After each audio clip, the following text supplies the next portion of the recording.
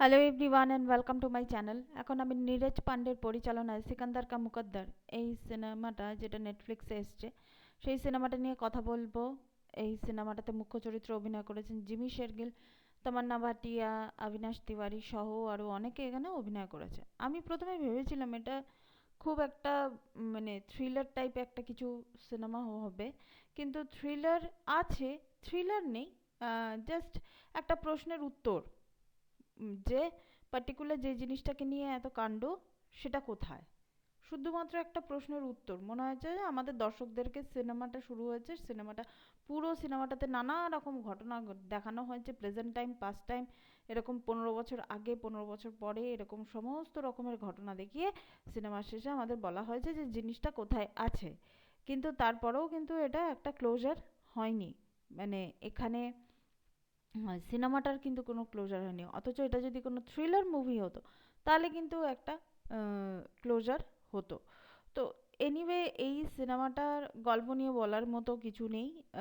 কিছু ডায়মন্ডস চুরি হওয়া, কাউকে সন্দেহ করা, সন্দেহ করার পর মানে তারপর কি কি হয়, ঘটনা কি কি ঘটে, সেটাই হচ্ছে ব্যাপার। কিছু কিছু চরিত্র কিন্তু ইনকমপ্লিট থেকে গেছে। প্রথমে তিনজনকে সন্দেহ করা হয়েছিল, একজন বয়স্ক মানুষ, তারপর মানে তামান্না ভাটিয়া ছিলেন, এবং এখানে অবিনাশ তিওয়ারি যে চরিত্রটা, সে সে ছিল। কিন্তু সেই বয়স্ক মানুষের একটু এজেড পার্সন, যিনি, আমি এই মুহূর্তে তার নামটা আমি মনে করতে পারছি না, যে তো তার ক্লোজারটা কি হলো।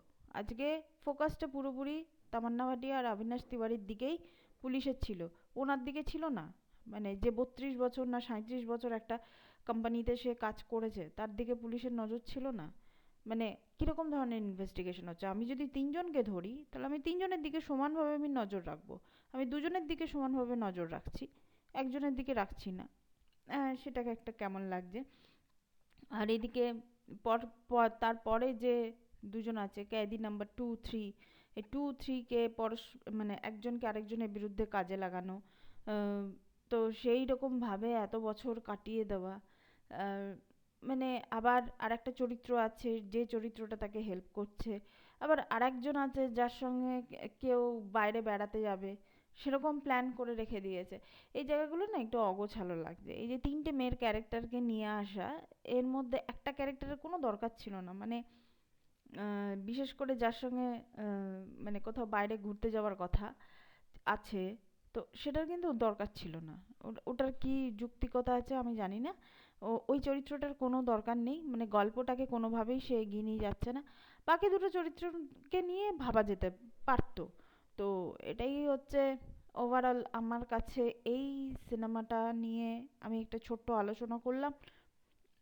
মানে এই সিনেমাটা না, নীরজ পান্ডের সিনেমা, ভেবেছিলাম প্লট লেভেলে খুব উন্নত হবে, উন্নত হয়নি। প্লট লেভেল এটা অ্যাভারেজ, কিন্তু আপনাদের দেখতে ভালো লাগবে শুধুমাত্র একটাই কারণে, যে এখানে মানে জিমি শেরগিল, অবিনাশ তিওয়ারি, এনারা দুজন খুব ভালো অভিনয় করেছে, পারফর্মার যারা আছে তারা খুব ভালো অভিনয় করেছে, সেই হিসাবে দেখতে ভালো লাগবে।